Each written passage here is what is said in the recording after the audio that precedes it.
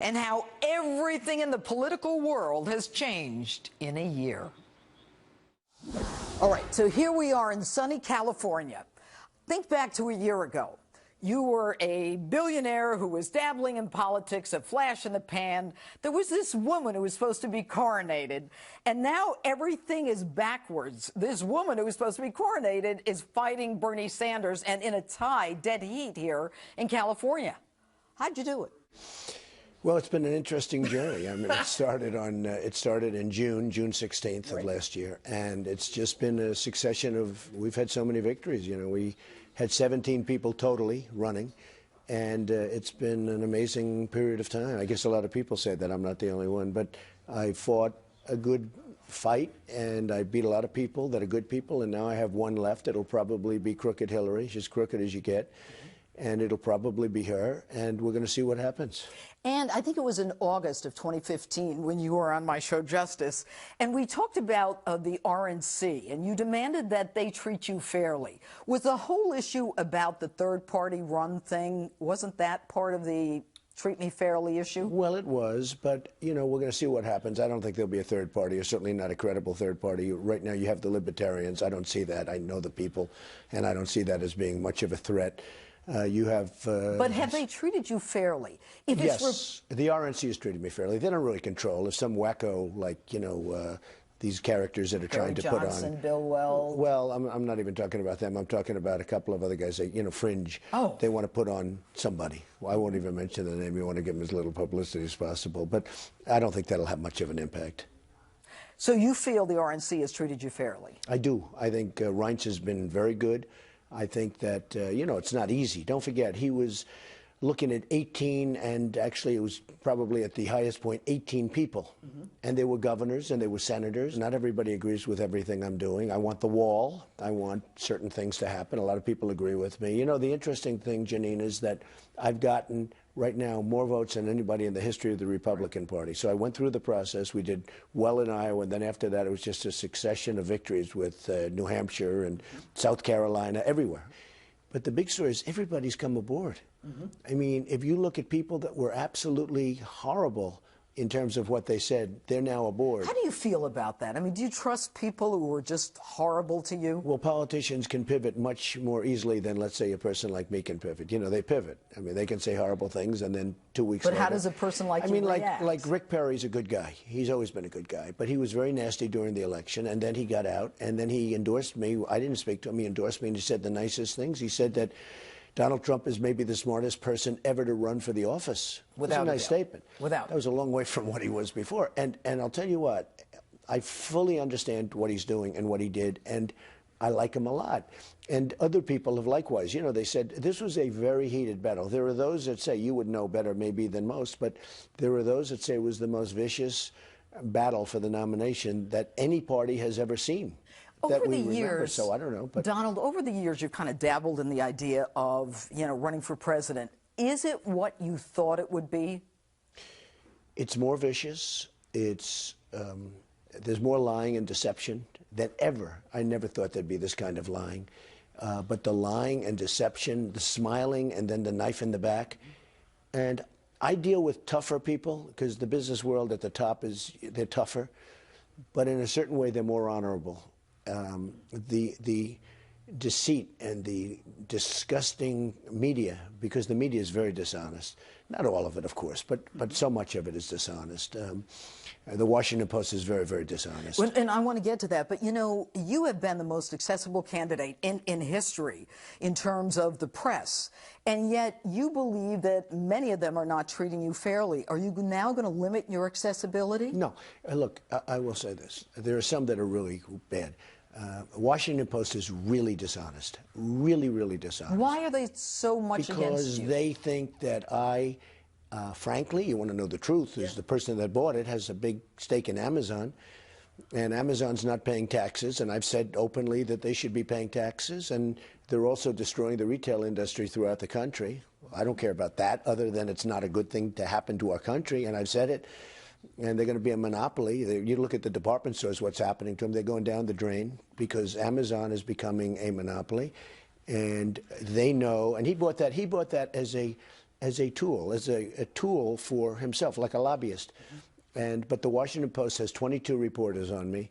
There's never a good story. I mean, you know, I could win by the biggest margins in history, and they'll say Donald Trump should have done better. Well, they are a very dishonest group. New York Times is very dishonest. I mean, New York Times is a very dishonest newspaper. I would say the Washington Post is worse. But I'm not talking about they're unfair. I'm talking they're purely dishonest. Things that they know. I mean, as an example, I raised for veterans almost $6 million. And I think more will be coming in, but I raised almost $6 million. I thought that was a positive story. I mean, I paid a lot of it out early, but some came in, and we had to vet the situation. Okay, instead of a positive story, think of it. I raised almost it was $5.6 million. I think more is going to come in. Sure. But I gave to many, many groups. You saw me reading the list. Yes. 100,000 here, 250,000, 1 million to one group. Why were you so agitated that day? Because I thought I was treated very unfairly. When you raise, I never thought this is a possibility that could be a bad story. That was a terrible story for me. They said, oh, we should have given the money out faster. I get up to make a speech. I say, let's raise some money for the vets. I didn't have any obligation to do it. I get up, I make a speech. I say, let's get some money. I have one friend in the audience. He's a rich guy. He gave $1 million. I have another one that gave Carl Icahn, gave $500,000. We had great people. They gave money.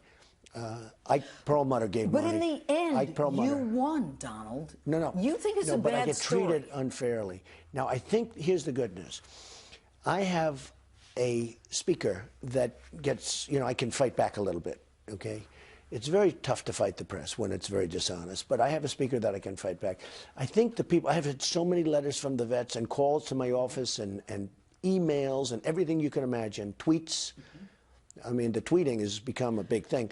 I will say, I have had so many tweets and Facebook where the vets are thanking me so much for what I did. But here's the thing. When you raise $5.6 million and you're excoriated by these people, why wasn't it given fast enough? Why wasn't this? Why wasn't not like you're not running for president? Well, first of all, I had no obligation even to do it. Honestly, from a PR standpoint, I would have been much better if I never did anything, if I never gave all those groups. I gave many, I don't even know how many, but many groups, great groups. I gave them money, a lot of money, you know, more money than they've probably seen. Well, look, they wake up and they get a check for $100,000. Another one gets a check for $250,000. And instead of being treated nicely, I was treated badly. So, do you ever think unfair. You can go like this and just say, I'm going to just... Yes, I do. When I'm wrong, I tell you, I can take criticism better than any human being. You can, and I want to talk about that. I was on an airplane with you, your plane. I'll bet it was 15 years ago.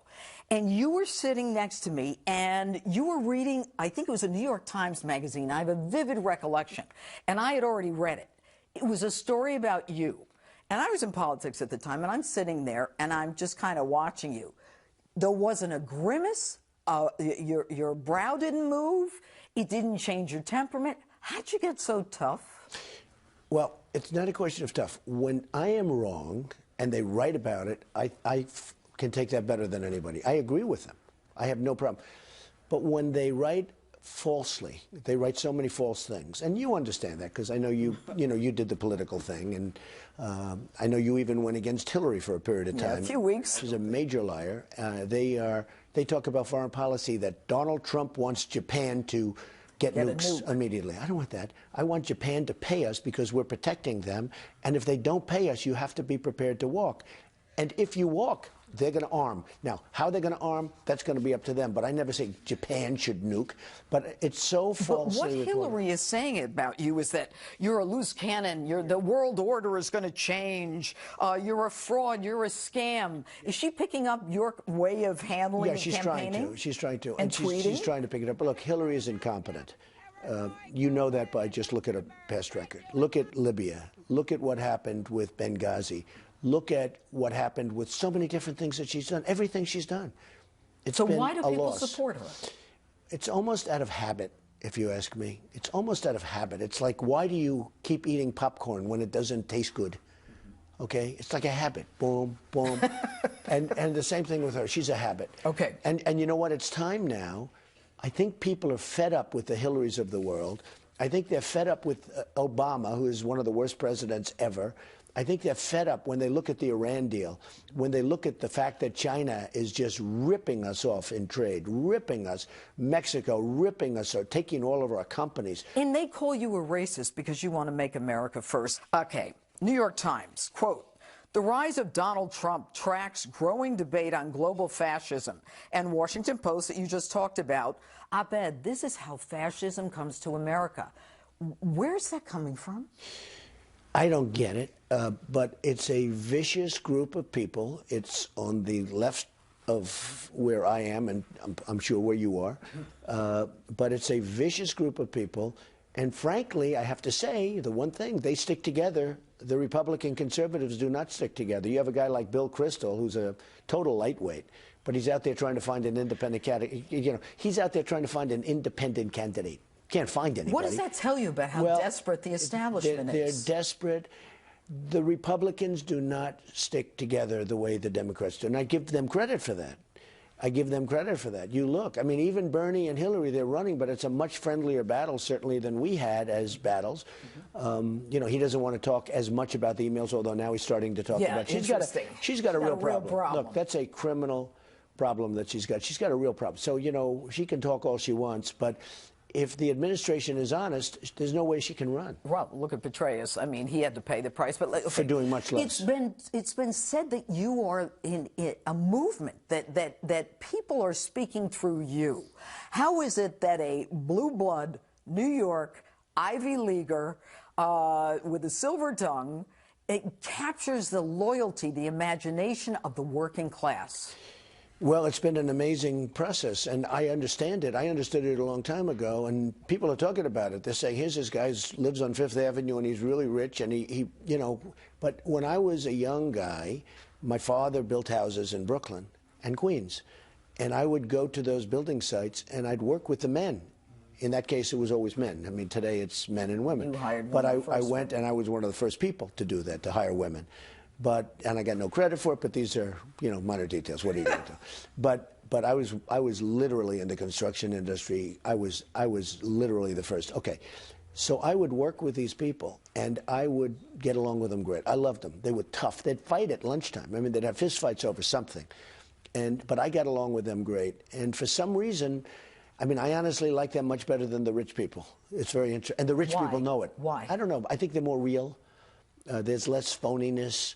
But, you know, you can call them blue collar, you can call them, they're like they're workers. Well, yeah. They're workers. And by the way, some of them are very successful people, and they become very successful because, you know, it is a movement, but it's a movement of everybody.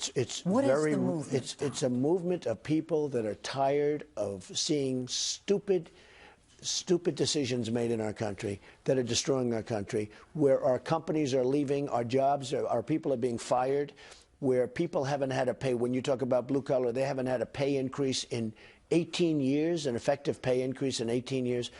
It's a group of people that are tired of stupidity. It's a group of people that want common sense, and they want to win again. We don't win anymore. We don't win with our military. We can't beat ISIS. More to come. Next, I asked Donald Trump about the controversy swirling around Trump University. Did you oversell that? Let me just tell you, it's just crazy what's going on. So we opened a school. We opened a school that was very successful, had a lot of students, and they did valuation reports after they left. And we have thousands and thousands of valuation reports. Everybody's saying it was great. They loved it. They loved it. I don't know if you ever heard this, but we have thousands of them. So why are you getting sued? Because a class action firm from California, who I hear gave Eric Schneiderman a lot of money to run, who I hear paid Hillary Clinton $900,000. This is all stuff that's going to come out that you don't hear, but I hear they paid her $900,000 for speeches. I hear they are. Who did? The firm that brought the lawsuit law firm paid Hillary Clinton $900,000, as I understand it, for speeches. They paid her a lot of money for her campaign. I heard $400,000 or $500,000 for her campaign. It's a very political thing. I have a judge who is truly unfair. I don't know the judge, but he's truly unfair in San Diego federally. Why did you refer to his ethnicity, Donald? Well, because his heritage is Mexican. So what? Well, because I want to build a wall. And I'm getting along great, I think, with Hispanics, but I want to build a wall. There's some people that don't like that. Some of the numbers don't indicate that. Do you think you have to dial it back? look, I have to be what I have to be. I mean, I have to tell the truth. I'm going to say that you need the, well, you know, I don't know if you saw what happened yesterday, but the 16,500 Border Patrol agents endorsed me. First time they've ever endorsed a presidential candidate. They believe in you. And I asked them about the wall. I said, let me ask you, how important is that? They said, Mr. Trump, it's so important. You need it. So, you know, people, I can understand people, but he's of Mexican heritage. I hope he's going to be fair, but he's treated me very unfairly. This is a case that should have been won on summary judgment. When you have the people that are suing you saying great things about the course in writing, and sometimes on tape, where they were actually on tape saying great things about, when the person that brought the suit was just dismissed from the case because she was such a bad witness, because she said all these positive things about the course, and she was just dismissed by this judge from the case. Well, if she dismissed him, if she was dismissed, he should have dismissed the whole case. The woman that brought the case, when we got to her deposition, we found her written word saying unbelievably positive things about the school. It was great. She evaluated it as great. She's then on tape. We have a tape where she's saying the most beautiful things about it. Nobody's forcing her. So they go to court and they see the judge and they say, Your Honor, we don't want her to be in the case anymore. So why wouldn't the case be dismissed? Right. The judge dismisses her from the case. And lets the case stand. And lets the case go. Well, he's been so unfair, and I don't want to call out a judge, but he's been so unfair. Now, maybe that'll change. Maybe he'll be fair. I would say he should recuse himself. But Donald, you have a lot of money. Why don't you just pay them off and call it a day? You don't need this. I could have settled this case. I could now settle this case, but I could have settled this case. I chose not to. The reason is when this woman came to us, she wanted $300,000, which would have been $200,000. And they showed me, I said, why would she get that much money? For what? And then they showed me her records. And her records said, evaluation report, loved the school, great, great, great, everything good. I'm not quoting exactly, but everything top, top, top, as though she went to Harvard. Harvard should get such good reviews, okay? And then they showed me a tape of her saying great things about the school. I said, wait a minute, how can you give her money? I said, let the lawsuit proceed. It's the principle. It's the principle. Okay. It would have been cheaper, but it's the principle. Okay, but you would have had a much easier week. But how do you let, whatever. I mean, the sleeves, you're a real beaut. Can I tell when you I what? saw you say that, I mean, I had to laugh. Well, that had to do with the veterans, though, because I've given the veterans so much money and I was criticized for it. Okay, let's talk. You know what that does, though? The one thing that does, people like me, people that have the option of raising $5 or $6 million for veterans and other causes, when they see what I go through by doing a great job, and then what I go through where the crooked Washington Post, which the paper is such a bad paper, it's so dishonest, and the New York Times, they wrote a story about me with women, and the women came out and they, I mean, I was so honored with Roanne and with, you know, the whole. Did you remember her? I did. She was a very nice person, and all of them. I mean, and I was so surprised. You know, and then Donald, they came so out. many But people Jeanine, who work for you love you. I was in Trump Tower. I asked some guy, how does he treat you? Because he was an employee. He says, he treats us great. And then I said, how's he treat the women? He said, better. well, you know, two things. So they write this article. It's on the front page of the New York Times, like the top. It looked like the National Enquirer. I know. National Enquirer is better. But it looked like the National Enquirer. Massive picture. And I said, what's this all about? And then I see the women, and I say, why would they say anything bad? And then they all came out, and they said, we didn't say. And then the same writer, who should have been fired, by the way, for what he did, because they said that's not what we said, he knows that's not what we meant and implied. Then the same writer writes another story about me a week later that was also a hit. Look, these papers are really dishonest. The media is very dishonest.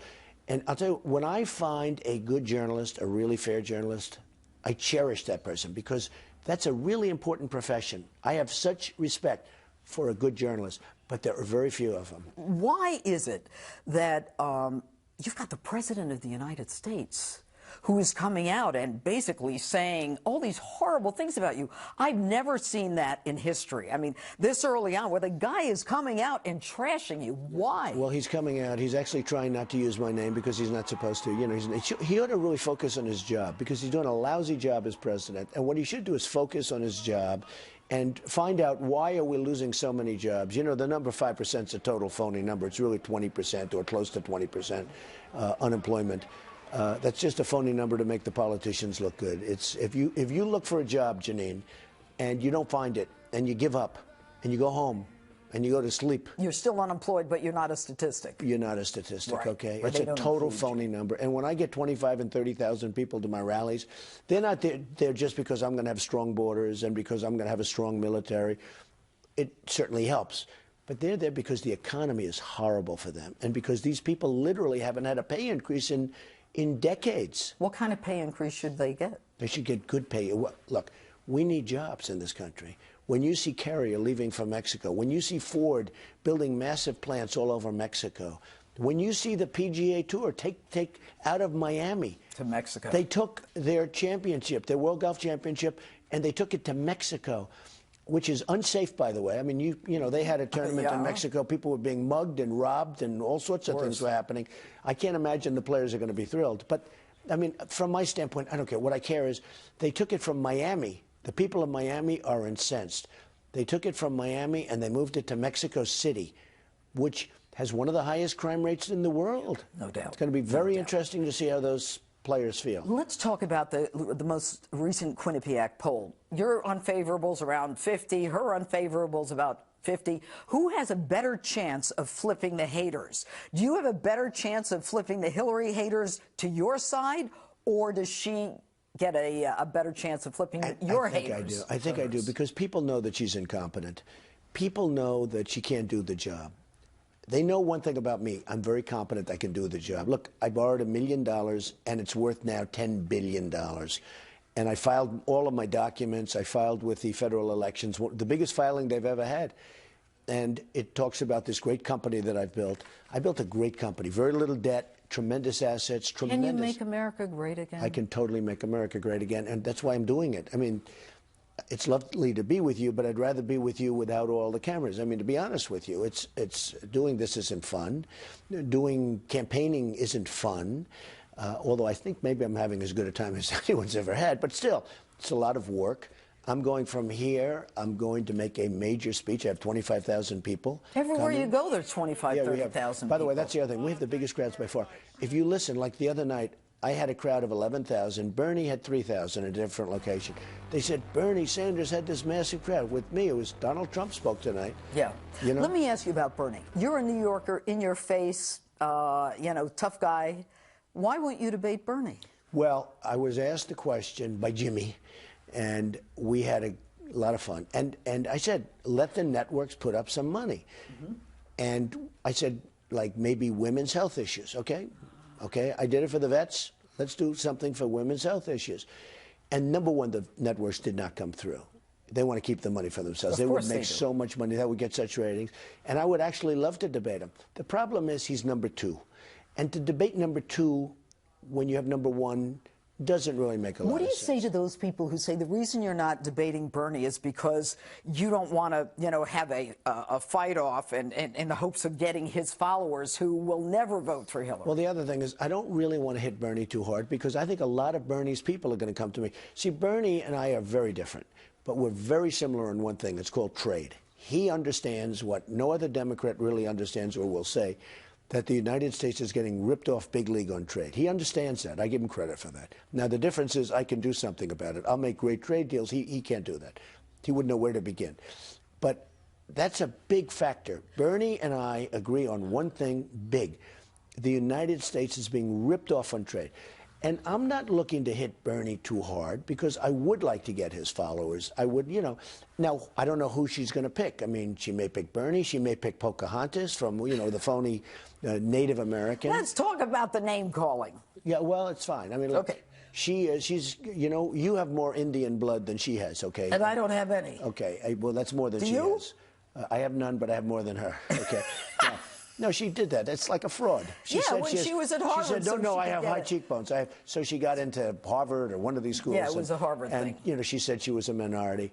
That's a fraud. But, but if she were to run, you're not, I mean, she's no threat at all. I wouldn't mind if she ran. No, I'd like her to run. Yeah. I mean, I'd like her to run. Okay, now, not only have you taken down the establishment, Donald, you discuss things that people only whisper about, all right? You're strong, you're smart, you've got great instincts, you've got great intuition.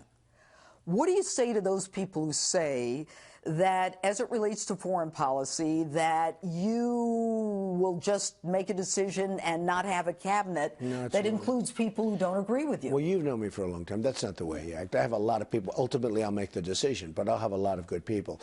But I get a kick when they say, oh, well, he doesn't have the people that have been there for the last 10 years. Who wants those people? Look at the mess the world is in. We have the migration. We have Syria. We have Iraq as a disaster. We have all these things. There's nothing good. If the politicians never entered office for the last 15 years, that includes Obama and it includes people more than Obama, you wouldn't have the problems that you have today. I mean, just take a look. I always say, if our presidents would have gone to the beach and just gone to the beach and not done anything, we'd be in better shape. Jeanine, the country is a mess. The world is a mess. We helped make the world a mess. Going into Iraq was a disastrous decision, maybe the worst decision ever in the history of our country. Number two, getting out of Iraq the way Obama did it, he didn't have a clue. And now you have, I mean, then she got into Libya. And by the way, who has the Libyan oil? I'll tell you who has it. ISIS has it. Right. And it's great oil, by the way. It's the highest quality oil you can get. So ISIS now has the oil that Hillary Clinton gave them by going in and doing that stupid, you know, that stupid attack on Libya. Just the world was crushing, and she goes and wants to do more. She doesn't have a clue. She doesn't know what she's doing. She doesn't have the strength, the energy. She cannot be president. Let's talk about strength and energy. How are you doing it? Number one, you're accessible. You're on radio. You're on television. I mean, you're here with me now. I mean, you're in California campaigning, and you're sitting down with me. I mean, do you ever sleep? Well, I don't sleep that much. I mean, I get 4 or 5 hours, but I just seem to have strength. I love what I do. You know, my father used to say, you gotta love what you do, and I say it all the time. I love what I do. I'm having fun doing this. I mean, it's brutal in a sense, but I have fun doing this. Next, Donald Trump tells me, here's the rest of my sit-down from California. What's your favorite food? I like food. I would say I like steak, I like pasta, I like many different kinds of food. You know what I think your favorite food is? Tell me. Meatloaf. Well, we used to always heat it up on the plane. Especially my mother's meatloaf, right? Aww. That's right. What can you do for this country? I know you're going to say you can make it great again, but can you bring together the division, the people? I think so. How? I think I can. And I'll tell you what. Barack Obama has been a terrible president, but he's been a tremendous divider. He has divided this country from rich and poor, from black and white. I mean, he has divided this country like no president, in my opinion, almost ever.